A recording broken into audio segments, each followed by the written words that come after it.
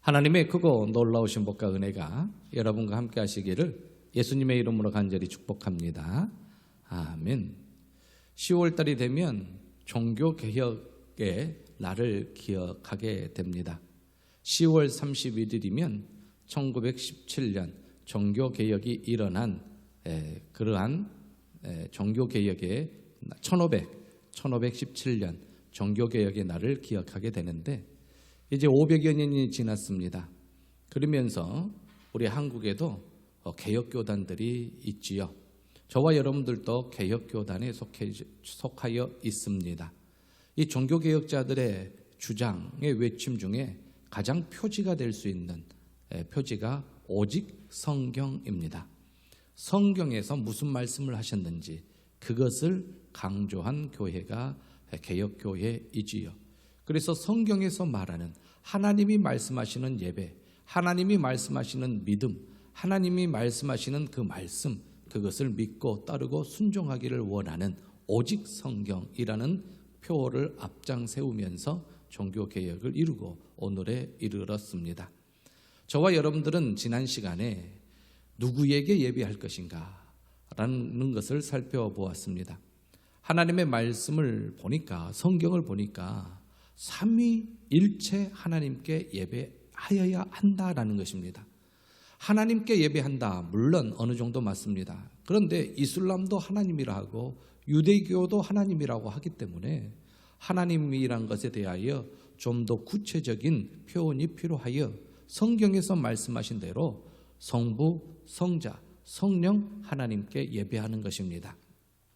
그러면 누가 예배하여야 하는가에 대해서 우리가 살펴보았는데 세례받은 자이지요. 성부, 성자, 성령님에 대한 신앙 고백이 있는 자입니다. 물론 성령 세례로 말미암아 성령의 감동으로 예수 그리스도께서 구주이심이 고백되어지지요. 그렇게 고백되어지는 자들의 예배를 하나님께서 받으시고 그러한 사람들은 어김없이 교회에서 행하는 물세례에 참여하게 됩니다. 그래서 교회의 회원 이론으로 또한 지체로 세례받는 자들을 우리는 교회의 지체로 삼지요. 그래서 저와 여러분들 누가 예배하는가 할 때 세례받은 자들이다 라고 말씀드릴 수가 있습니다. 이러한 것을 살펴보았고 이제 오늘은 말씀을 중심으로 삼위 하나님께서 받으시는 예배, 삼위 하나님이 받으시는 예배와 예배의 요소라는 제목으로 말씀을 드리겠습니다. 오직 성경에 하나님이 받으시는 예배를 기록해 놓았습니다. 그 예배는 바로 믿음으로 드리는 예배입니다. 오늘 본문에도 그 말씀이 나오지요. 믿음이 없이는 하나님을 기쁘시게 하지 못하나니 하나님께 나아가는 자는 반드시 그가 계신 것과 또한 그가 자기를 찾는 자들에게 상 주시는 이심을 믿어야 할지니라 라고 말씀하십니다. 여기에서 나아가는 자, 이 나아가는 자는 바로 하나님 앞에 예배하는 자다라는 것이지요. 하나님께 예배하는 자는 믿음이 있어야 한다. 믿음으로 예배를 드려야 한다라는 것입니다. 믿음 없이 예배 드리는 것은 하나님이 예배를 받으시는 대상자이시기 때문에 믿음 없는 자의 예배를 받으시지 않습니다. 성경에 보면 창세기 4장에 가인과 아벨의 첫 제사가 나옵니다. 이 가인과 아벨의 첫 제사, 그런데 하나님께서 가인의 예배를 받지 아니하시고 아벨의 제사는 받으셨다라고 말씀하시지요. 가인은 땅의 소산으로 제물을 삼았고 아벨은 양의 첫 새끼와 그 기름으로 하나님께 드렸습니다. 그런데 아벨은 하나님이 그 예배를 받으셨는데 아벨의 예배를 받으셨는데 가인과 그의 제물은 받지 아니하셨다고 합니다. 그런데 그 이후에 더 구체적인 설명이 없어요. 왜 하나님이 가인의 예배는 받지 않으셨느냐? 가인의 제사는 왜 하나님은 아벨의 제사는 받으셨느냐? 혹 물질일까? 땅의 소산물로 피로 드리라고 했는데 땅의 소산물로 가인이 제물을 잘못 드렸나? 아벨은 피의 제사를 드렸기 때문에 이게 옳은가? 라고 여러 가지로 생각하게 되는데, 레위기에서 보면 번제, 소제, 화목제, 속죄제, 속건제에 소제, 곡물로 드리는 예배가 있기 때문에, 제사가 있기 때문에 제물이 아닌 것은 확실하고, 그렇다면 무엇이 하나님께서 예배를 받으시느냐 받지 않으시느냐를 결정했는가, 그것을 고민하다 보면 히브리서 4장에서 그 답을 찾을 수가 있습니다. 아벨은 가인보다 더 나은 제사를 하나님께 드렸는데 정답이 나오지요. 무엇으로? 믿음으로인 것이지요. 그렇습니다. 믿음이 없이는 하나님을 기쁘시게 하지 못하고, 믿음이 없는 예배는 하나님이 받으시지 않는데, 그 하나님은 삼위 하나님이라 성부 하나님에 대한 믿음, 성자 예수님에 대한 믿음, 성령 하나님에 대한 믿음이 있어야, 그 믿음을 가지고 삼위 하나님께 예배를 드려야 하나님께서 받으시는 예배다라는 것입니다. 그래서 그 아벨의 믿음이 지금도 저와 여러분들에게 증거가 되고 있습니다. 아벨은 믿음으로 제사를 드렸고, 가인은 믿음 없이 자기의 의로 예배를 드렸다라는 것이지요. 이것이 성경에서 말하는 정답입니다. 그러므로 저와 여러분들이 예배를 드릴 때에 예수님을 전적으로 신뢰하지 않는다면 참된 믿음은 불가능하는데, 그런데 아벨이 간직한 믿음은 무엇이었는가? 가인은 왜 그러한 믿음이 없었는가? 창세기에 보면 하나님께서 에덴 동산에서 아담과 하와를 내쫓으실 때에 원시 복음을 주십니다. 그게 창세기 3장 15절인데 여자의 후손을 이야기해요. 그 여자의 후손은 오실 메시아입니다. 그리스도인 것이지요. 그래서 아벨은 태어나면서부터 그 교육을 가인과 함께 받았지요. 부모인 아담과 하와로부터 오실 메시아, 여자의 후손에 대한 교육을 받았습니다. 그 믿음을 가지고 아벨은 예배를 드렸고, 가인은 그것을 등한시 여겼다라는 것입니다. 아벨은 중보자에 대한 믿음이 있었습니다. 죄인을 하나님과 연결시키는 중보자, 그 중보자가 계신다, 그 중보자가 오신다, 그러한 믿음을 가지고 있었다라는 것입니다. 창세기 3장 15절을 보면 여자의 후손이 나오는데, 이게 원시 복음이고 메시아에 대한 예언입니다. 이 여자의 후손, 예수님으로 연결되었고 예수님이 왕성하시고 성취하신 말씀입니다.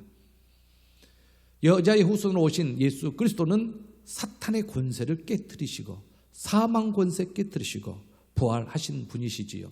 그러므로 가인과 아벨은 이 약속의 복음을 어려서부터 함께 배웠지만, 가인은 이를 무시했고 아벨은 자기 것으로 받아들였다라는 것입니다. 저와 여러분들이 이 자리에 앉아 계시는데 너무나도 확실한 오신 예수님을 바라보고 예배를 드리지요. 구약의 많은 선진들은 오실 메시아, 그리스도 구원자를 소망하며 예배를 드렸는데, 저와 여러분들은 너무나도 명백하게 때가 참에 우리 주 예수 그리스도께서 오시어서 사망 권세 깨뜨리신 것을 우리는 성경을 통하여 봅니다. 그러므로 메시아에 대한 확실한 믿음으로 예배를 드려야 한다라는 것이지요. 이 믿음의 차이가 예배의 차이가 된 것입니다. 이 믿음을 등한시 여기는 사람의 예배는 아무리 앉아 있었다 하더라도, 아무리 형식을 갖추었다 하더라도 예배가 되지 못합니다. 확실한 믿음이 있어야 예배가 되는 것이지요. 그것도 삼위 하나님께 드려지는 예배가 되는 것입니다. 믿음과 예배의 관계를 보여주는 또 하나의 유명한 이야기가 있는데, 그 이야기가 아브라함의 믿음에 대한 이야기입니다. 저와 여러분들은 믿음의 조상이라 불리우는 아브라함의 믿음, 아브라함을 생각하면 와, 어찌 그리 큰 믿음을 가지고 있었을까라고 생각하는데, 그 큰 믿음의 결정체가 창세기 22장에 나오는 모리아 땅에 있는 한 산에 드려지는 아들을 번제로 드리는 그러한 모습입니다. 이삭은 아브라함에게 약속의 자녀였습니다. 하나님께서 분명히 100세 때 이삭을 주면서 약속하셨지요. 그 전에 이미 약속하신 것을 25년이 지난 다음에 성취하셨는데 그 약속의 씨, 그 약속이 후손의 복인데 후손을 큰 민족이 되게 하겠다라는 것이고, 그리고 복의 근원이 되게 하겠다. 자자손손 복을 주고 그 복이 이웃에게 넘치게 하겠다, 영향을 주게 하겠다라는 게 하나님의 약속입니다. 그런데 하나님께서 창세기 22장에 그 약속의 아들을 번제로 드리라는 것입니다. 번제로 드리라는 것은 죽이라는 것인데, 이것은 아브라함의 생각에 하나님의 약속과 하나님의 명령이 충돌됩니다. 모순이라고 할 수 있습니다. 어떻게 이 아들이 약속의 씨인데 이 약속을 죽일 수 있습니까? 그러면서 어떻게 큰 민족을 이루고 어떻게 후손의 강성함을 이루게 하겠습니까? 라는 것이지요. 분명히 하나님께서는 약속하셨습니다. 큰 민족을 이루게 하겠고 복이 되겠다고. 그런데 이 명백한 하나님의 약속과 이 하나님의 명령이 부딪히는 이 딜레마 속에서 아브라함은 무엇으로 연결됐냐면 부활로 연결했습니다. 부활 신앙이 아브라함에게 있었다라는 것입니다. 아벨의 믿음은 오실 메시아였고, 아브라함의 믿음은 그 메시아가, 오실 메시아가 죽었다가 사시는 분이시다 라는 그 믿음을 간직하고 있었지요. 아브라함은 믿음으로 이삭을 드렸다고 히브리서에 말씀하십니다. 히브리서 11장은 믿음장인데 믿음의 선진들에 대한 믿음을 평가하면서 아브라함은 시험을 받을 때에 믿음으로 이삭을 드렸다, 테스트를 믿음으로 통과한 것이지요. 그 모리아 땅에 있는 그 한 산, 그 한 산에 아브라함이 제단을 쌓았고 아들을 결박하고 누워서 칼을 들어 치는데 그 장소가 바로 예수님이 십자가에 못 박힌 바로 그 장소입니다. 그러므로 약속의 씨로 주어진 이삭은 예수님의 모형이었고, 그 예수님의 모형으로 오신 이 약속의 씨 이삭, 이 이삭이 예수님과 연결되고 약속의 씨로 오신 그분은 죽지만은 사신다라신 부활을 이루시는 분이시다라는 것이지요. 이 땅의 부활을 이루실 수 있는 사람은 예수님밖에 없죠. 오고 오는 세대에 오직 예수님 뿐입니다. 왜 그렇습니까? 약속의 씨고 메시아이고 구원자이기 때문에 그렇습니다. 이단들의 교주들은 십자가를 지지 않았습니다. 십자가에 못 박히지 않았어요. 그러면서 영광을 얻으려고 합니다. 다 가짜입니다. 저와 여러분들의 믿음은 어떠한 믿음입니까? 메시아로 오실 그리스도, 아벨의 믿음이요. 그리고 그분은 약속의 씨로서 죽었다가 사시는 분이셔야 하며, 그분은 바로 다윗의 왕위를 얻으셔서 영원한 왕권을 가지고 계셔야 합니다. 그것을 이루시는 메시아가 바로 예수님인 것이지요. 저와 여러분들은 이 사실을 굳게 믿고 하나님 앞에 예배드리고 있습니다. 히브리서 11장 19절에 그가 하나님이 능히 이삭을 죽은 자 가운데서 다시 살리실 줄로 생각한지라, 믿은 거지요. 나는 하나님의 말씀에 순종하지만 하나님은 그 말씀을 온전히 이루실 분이시다, 전혀 모순이 아니다라는 것입니다. 전지전능하신 하나님께서 그를 죽은 자 가운데서 살리실 것을 믿는 그러한 부활신앙이 아브라함에게 있었다라는 것입니다. 이 믿음으로 저와 여러분들은 예배를 드려야 합니다.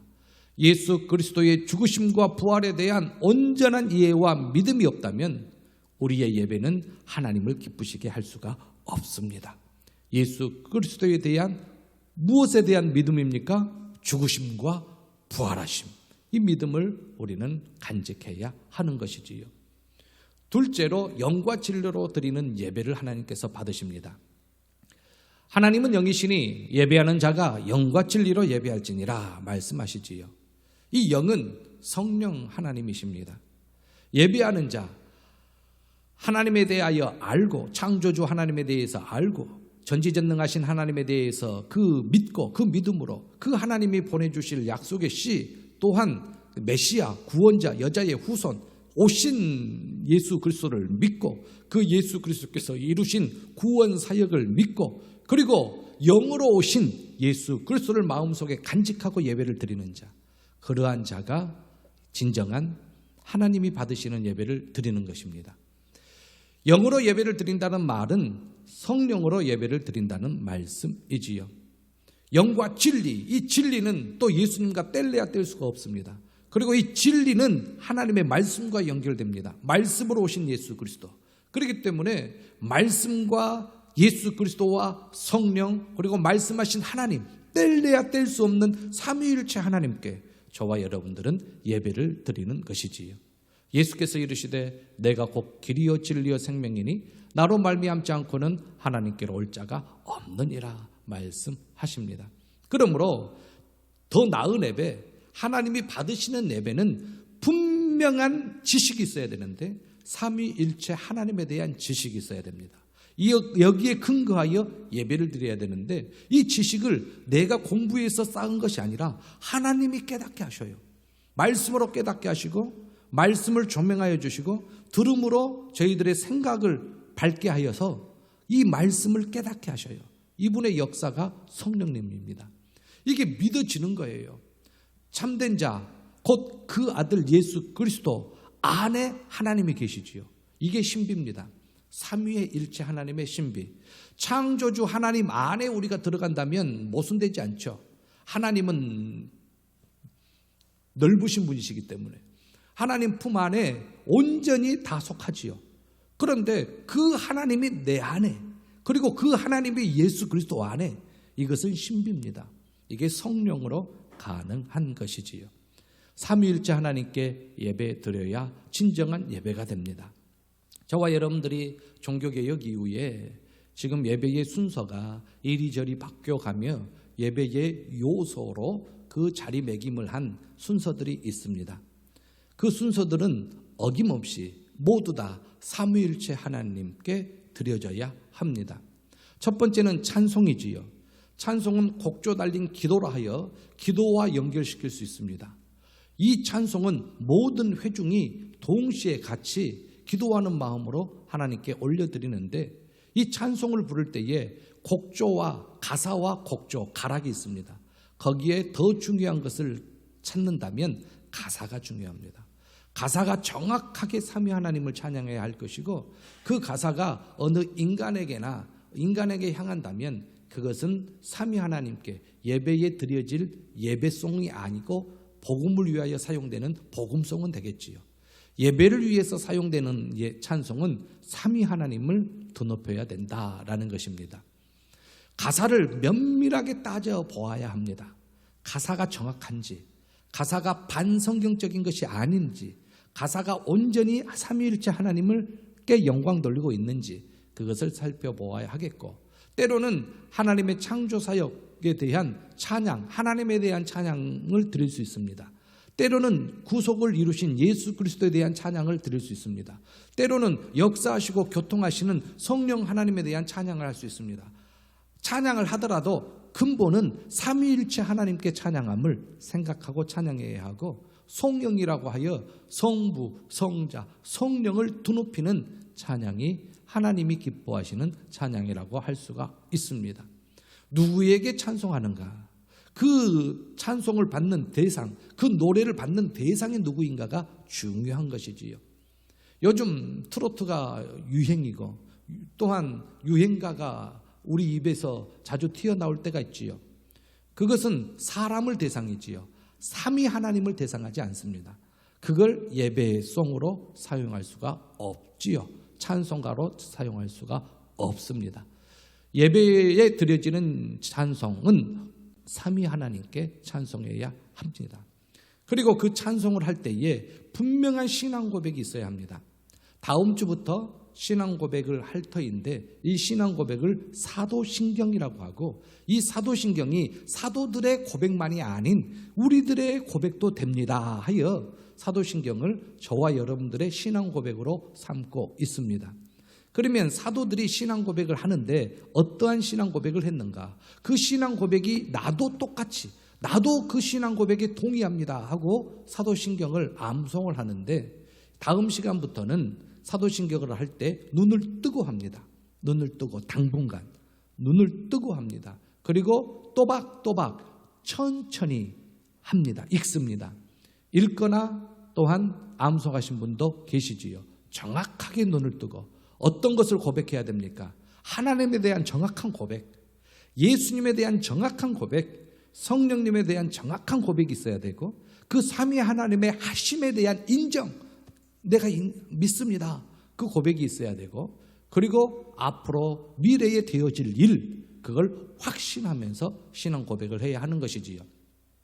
성부에 대한 신앙 고백, 하나님 아버지, 정확하게 하나님 아버지의 하심을 우리가 고백해야 됩니다. 무엇을 창조하셨지요? 천지를 창조하신, 전능하사 천지를 만드신 하나님 아버지를 내가 믿습니다. 할렐루야. 그 고백이 있으면서 입에서 나와야 돼요. 그리고 성자에 대한 고백, 그 외아들 우리 주 예수 그리스도를 믿사오니. 이게 믿음이 예수님을 믿사오니도 아니고 주님을 믿사오니도 아니고 그리스도를 믿사오니도 아니고 주, 예수, 그리스도 따로따로 단어가 하나로 함축되어 적용되는 유일하신 분, 그분을 믿는다.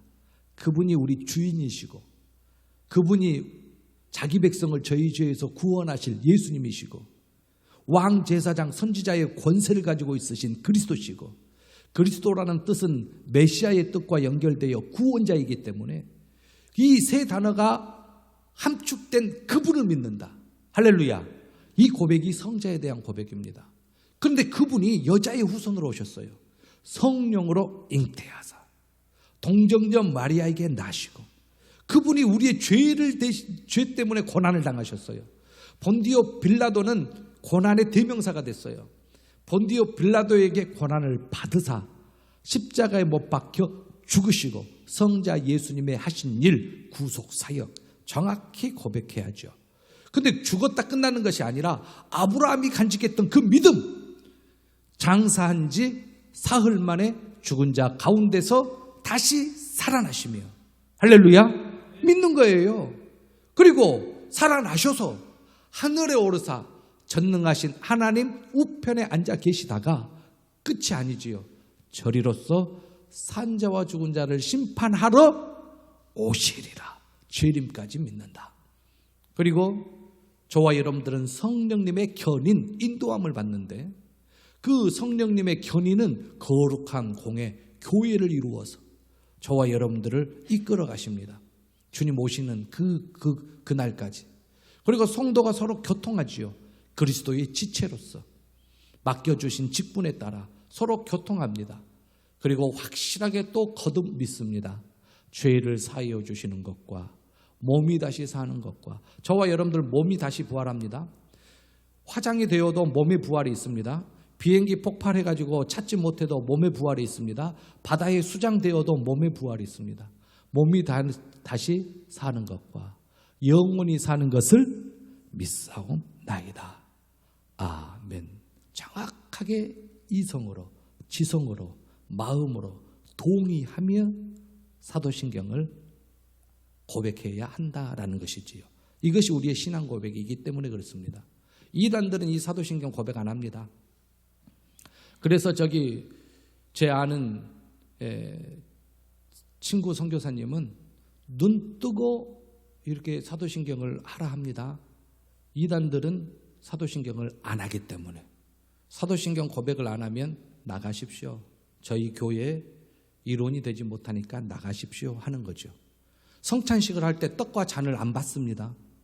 나가십시오 라는 것이지요. 이단들이 더러 있습니다.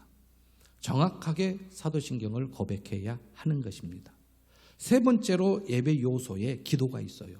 이 기도는 개개인이 드리는, 예배당에 와서 개개인이 드리는 기도가 있지요. 소원과 소망과 바라는 간구가 있습니다. 또한 대표 기도가 있습니다. 이 대표 기도, 이것을 우리는 예배 중에 하나님께 드립니다. 첫 번째와 두 번째, 예배의 핵심 요소를 하면, 특성을 알면 우리는 더 나은 기도를 드릴 수 있는데, 은밀히 보시는 하나님이심을 알면 예배 기도할 때에 적어도 바리새인적인 기도는 드리지 않습니다. 사람에게 보이기 위한 기도는 아니 됩니다. 교회에 와서.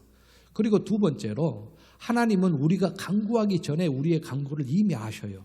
머리털까지 세신 바가 되기 때문에 미리 아셔요. 이미 아셔요. 간구하면 응답하여 주신다라는 믿음을 가지고 간구하십시오. 그러면 감사가 넘칠 것입니다. 특별히 대표 기도자들은 모든 회중이 인정하는 기도를 해야 하는 거죠. 왜 그러냐면 아멘을 받아야 되기 때문에 그렇습니다. 자기만 인정하고 회중이 인정하지 아니하는 잘못된 교리나 잘못된 주장으로 기도해서는 아니 되고, 삼위일체 하나님이 받으시며 성도들이 동의할 수 있는, 모든 성도들이 동의할 수 있는 기도를 하나님께 아뢰며, 특별히 기도 시간이 너무 길지 않도록. 우리 장로님들은 잘 하는데, 제가 어느 교회 헌신예배 인도하러 가봤더니 여기에 딱 강대상 위에 코팅돼 갖고 붙여져 있어요. 기도자들은 3분 이내로 해주시기 바랍니다. 이렇게 딱 써져서 있어요. 자, 어떤 장로님은 목사님은 30분 설교하고 우리는 3분만 설교하래. 그러니까 3분만 기도하래. 그렇게 불평을 하니까 그 말을 들은 옆에 목사님이 눈 감고 3분이면 눈 뜨고 30분입니다. 그렇게 이야기한 것을 들었습니다. 너무 길게 하여서 또한 예배에 방해가 되지 않도록 하는 것이 옳다라는 것이지요. 저와 여러분들이 기도하는 중에 염려가 있어요. 그런데 우리 아버지께 간구하면 모든 것을 있어야 될 줄로 아시는 아버지께서 길을 열어주실 줄로 믿습니다. 이 믿음으로 구하여야 된다라는 것입니다.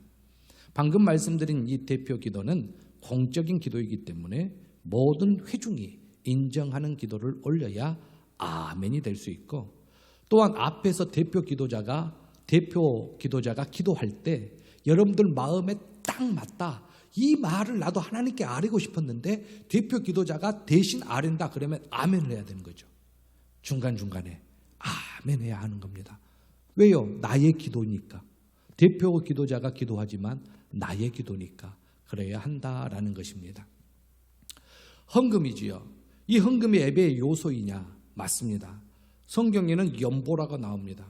이 헌금은 물질을 하나님께 드리는 것인데 물질에 자신을 포함시키는 거예요. 그리고 이 헌금은, 이 연보는 그리스도의 몸인 교회를 세우게 됩니다. 그리고 이 헌금은 복음 증거를 위하여 사용되기 때문에 복음은 예수 그리스도입니다. 그렇기 때문에 이 헌금은 마땅히 삼위 하나님이 받으시는 예물이 되는 것입니다. 그리고 헌금 중에 11조는 물질의 신앙 고백인 것이지요. 주신 이가 하나님이시라는 고백이 담겨져 있습니다. 이렇게 하나님이 주시는 분이심을 아는 자, 하나님이 복 주시는 분이심을 아는 자에게는 하나님께서 복의 복을 더하시는 것이지요. 이게 성경에 대한 약속입니다. 그러므로 저와 여러분들은 헌금은 예배의 요소 중 삼위 하나님께 드리는 밀접한 관계가 있다라는 거죠. 구속자를 보내주신 하나님에 대한 감사, 복의 근원이신 하나님에 대한 감사, 우리를 영죽을 죄에서 구원하여 주신 예수 그리스도에 대한 감사, 성령 하나님의 인도하심으로 여기까지 인도하여 주시고 신앙 고백을 하게 하시는 하나님에 대한 감사, 모든 것이 물질에 담겨져 하나님께 드려지고 이 물질이 사용되는 것이 삼위 하나님을 증거하기 때문에 이 예물은, 이 헌금은 반드시 필요하며 11조는 우리의 물질의 신앙 고백이 되고 헌금 자체는 신자가 마땅히 해야 할 의무이다라는 것입니다. 자, 이 설교 부분, 종교개혁 이후에 설교가 많은 시간을 예배 중에 할애를 받았습니다. 그 이유는 1517년에 종교개혁이 일어날 때 그 전까지 1000년 동안 회중들은 성경을 못 봤어요. 하나님의 말씀인 성경을 못 봤습니다. 그래서 사제들이 읽어주고 신부들이 읽어주는 것만 들었습니다. 그러니까 하나님의 말씀을 읽어주는지 자신들의 생각을 이야기하는지 전혀 구분을 하지 못하였습니다. 그래서 교회가 세우는 법도 교회 안에 들어와 버려가지고 성례도 7성례까지 7가지 성례를 만들어냈습니다.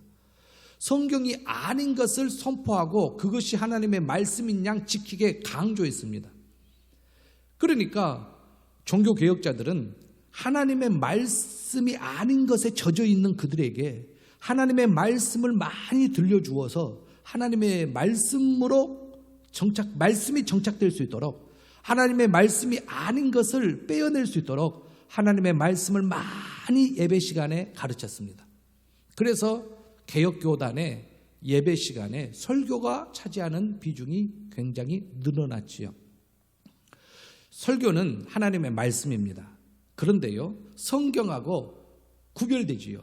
성경은 그 자체가 하나님의 말씀이고 설교는 선포되는 하나님의 말씀입니다.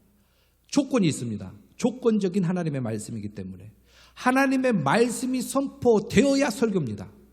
하나님의 말씀이 선포되지 아니하면 설교가 아니에요. 그냥 설교 시간에 교육에 대한 이야기, 정치에 대한 이야기하고 끝내면 설교 시간이지만 설교가 아니에요. 자기의 간증하고 끝내면 설교가 아니에요. 설교는 선포되는 하나님의 말씀이어야 하고 그 선포되는 하나님의 말씀 중에 성부, 성자, 성령 하나님의 역사하심, 그분의 일하심이 완전히 드러난다면 이것은 아주 마음에 새길 설교가 되는 것입니다. 그런데 설교 시간에 설교자만 설교하다 보면 청중들은 무엇을 해야 하느냐? 예배이기 때문에 여러분들도 하나님께, 삼위 하나님께 올려드리는 설교 시간이 되어야 합니다. 설교자만 삼위 하나님을 선포한 게 아니라 청중들도 삼위 하나님에 대한 그러한 마음가짐이 있어야 되는데 그게 무엇이냐면은 웨스트민스터에 보면은 경청이라고 하였습니다. 무슨 경청입니까? 그 경청은 주의 깊은 경청입니다. 들으면 하나님의 말씀을 들으면 살리라 그랬어요. 하나님의 말씀을 들어야 사는데 그렇기 때문에 선포되는 하나님의 말씀에 청중들은 주의 깊은 경청을 해야 됩니다. 아주 주의 깊게. 혹 말씀을 놓치지 않을까.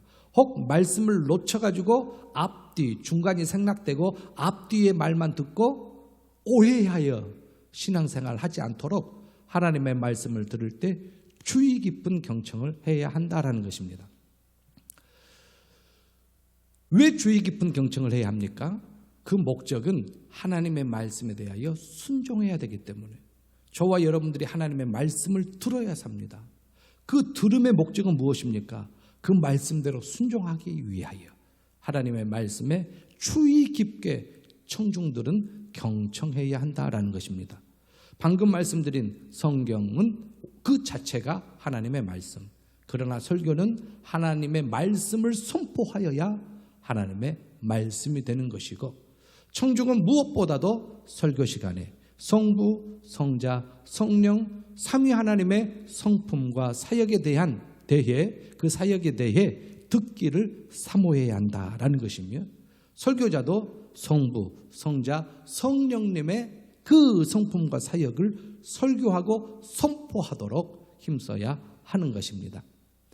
청중들이 그 설교를 듣고 그 말씀을 받고 삶에 적용시켜 나아가는 것이 여러분들이 온전한 예배를 하나님께 드리는 것입니다.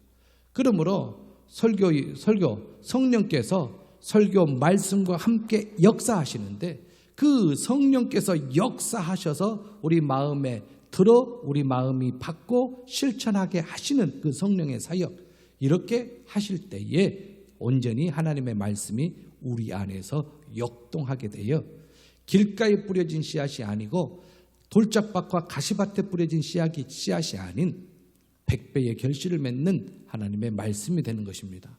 이 결실의 말씀의 역사는 성령께서 하시는 것이다 라는 것이지요. 예배의 끝부분에 축도가 들어갑니다. 어떤 사람은 이 축도가 축복기도라 하여서 복받기 위하여 머리를 숙입니다. 그러나 축도는 축복기도의 약자가 아닙니다. 축도는 복을 비는 것이 아니고 복을 선포하는 것입니다. 복을 선언하신 것이지요. 성부, 성자, 성령, 삼위 하나님의 이름으로 복을 선포합니다. 거기에 아멘하는 자들 복을 받게 되는 것이지요. 복의 선언입니다. 설교가 선포하듯 축도도 선포이기에 목사가 해야 할 일인 것입니다.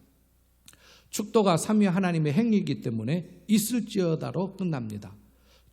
복받기를 축원하옵나이다, 있으시기를 원하옵나이다가 아닌 하나님의 선포, 있을지어다. 목사는 그냥 그 중간에 도구로 사용된 것뿐이고 그것을 선포하시는 분이 한 성삼위일체 하나님이시라는 거죠.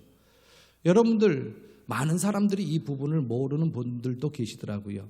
예수님께서 승천하시기 직전, 누가복음 24장까지 있는데 이 승천하기 직전에 마지막에 하신 예수님의 모습은 손을 들어 그들에게 축도하셨습니다. 이 예수님의 이 축도가, 아론에게 주었던 그 축도가 이제 제사장, 대제사장들에게 이어져 갔고, 그 대제사장들에게 이어진 축도를 온전한 큰 대제사장이신 예수님께서 이루셨고, 그 예수님께서 이루신 것을 목회자가 이어받아 축도를 도구로, 목회자는 도구로 쓰임받아 선포하게 되는 것이지요. 그러면 축도를 보면 축도의 내용이 있습니다. 삼위 하나님을 온전히 드러냅니다. 주 예수 그리스도, 그리고 하나님, 그리고 성령, 이게 정확히 성부, 성자, 성령님을 드러내는 게 축도입니다. 모든 좋은 예배, 더 나은 예배는 삼위 하나님이 드러나는 것입니다. 찬송에서도, 기도에서도, 그리고 설교에서도, 모든 것에서 삼위 하나님이 드러날 때에 더 좋은 예배라고 할 수가 있습니다. 자, 주 예수 그리스도. 근데 왜 하나님이 먼저 안 나오고 예수님이 먼저 나왔는가? 중보자이기 때문입니다. 예수님으로 인하지 않고는 하나님의 사랑 체험하지 못하지요. 자, 주 예수 그리스도. 그러면 주 예수 그리스도의 무엇을 우리는 기억합니까? 예수 그리스도의 은혜, 하나님의 사랑, 성령의 교통, 하나님과 교통하고 이웃과 교통, 성도 간에 교통하는 그 교통, 그걸 기억해야 되죠. 이러한 것이 우리 무리와 함께 있다. 하나님의 사랑, 예수 그리스도의 은혜와 하나님의 사랑과 성령의 교통하심이, 하나님과 교통하고 이웃 간의 교통하심이 너희 무리와 함께 있을지어다. 아멘. 이게 거룩한 공동체예요. 이 거룩한 공동체, 하나님 나라의 천국 시민들의 모습들, 이러한 것을 선포하는 게 축도이다라는 것입니다. 그런데 양심 고백을 하면, 제가 목사이고 개혁교단에 있는데 양심 고백을 하면 예배에 반드시 들어가야 할 예배의 요소 하나를 배제시키고 있습니다. 그것이 제가 전도사 때부터 마음이 아픈 것이고 목회하면서도 마음이 아파요. 반드시 들어가야 할 예배의 요소가 배제되어 있어요. 1년에 한두 차례로 끝나고 말아요. 은혜의 방편은, 은혜 받는 길은 말씀과 기도와 성례입니다. 성례를 빼놓고, 성례는 온전히 삼위일체 하나님이 드러납니다. 이 성례를 빼놓고는 이 중요한 이 선포되는 말씀은, 보이지 아니하는 하나님의 말씀, 선포, 눈에 보이는 성부, 성자, 성령은 바로 성찬인데 이걸 저와 여러분들이 놓치고 있다라는 것입니다. 종교개혁자들은 일주일에 한 번 이상 드렸어요. 성례를. 세례받은 자들이 예배의 대상이기 때문에 세례를 베풀어서 예배자로 삼았어요. 그런데 우리는 세례를 받기 위해서 적어도 6개월 이상을 기다려야 돼요. 그리고 세례가 베풀어지지 아니하는 교회는 진정한 교회가 아니고, 성찬이 이루어지지 아니하는 교회는 건전한 교회, 건강한 교회가 아닙니다. 이 부분에 마음 아파하며 올바른 예배, 더 나은 예배, 삼위일체 하나님이 받으시는 예배를 온전히 드리기 위해서는 저와 여러분들이 성찬에 대한 고민을 해야 할 것입니다. 이 말씀에 대해서는 다음 시간에 이어가겠습니다. 말씀을 마치겠습니다. 믿음으로 드리는 예배, 아벨, 오실 메시아, 저와 여러분들은 이미 오셨지요. 오신 메시아, 그리고 다시 오실 메시아를 믿고 부활신앙, 그분은 죽으셨다가 사신 분이시고 저와 여러분들도 죽었다가 사실 부활의 영광에 참여할 자이며, 그리고 삼위일체 하나님이 온전히 받으실 만한 예배를 드리는 저와 여러분들이 되셔서 지금 코로나19로 인하여 예배에 대한 관심이 높아지고 있습니다. 우리가 삼위일체 하나님을 드높일 때 하나님이 저와 여러분들을 지키시고 더욱 보호하여 주실 줄로 믿습니다. 온전히 성삼위 하나님께서 받으시는 기쁨의 예배를 드리는 저와 여러분들 되시기를 예수님의 이름으로 간절히 축복합니다. 아멘. 우리 한번 일어서셔서 진정한 예배 회복을 위하여, 특별히 그 예배 회복이 우리 독청교회에서부터 일어날 수 있도록 기도해 주시고, 또한 대입과 수능과 대입과 고입과 군무원 시험을 준비하는 홍지우, 김신주, 김현우, 김원정, 윤혜빈 위하여 기도해 주십시오. 여러분들의 간절한 기도 제목 다 같이 아뢰시며 주여 한번 외치시며 동성으로 기도합니다. 주여, 은혜와 사랑이 풍성하신 아버지 하나님 감사합니다. 더 나은 예배, 더 좋은 예배, 하나님께서 기뻐 받으실 만한 예배, 예배 갱신, 예배 회복이 저희 독청교회에서부터 일어나게 도와주시옵소서.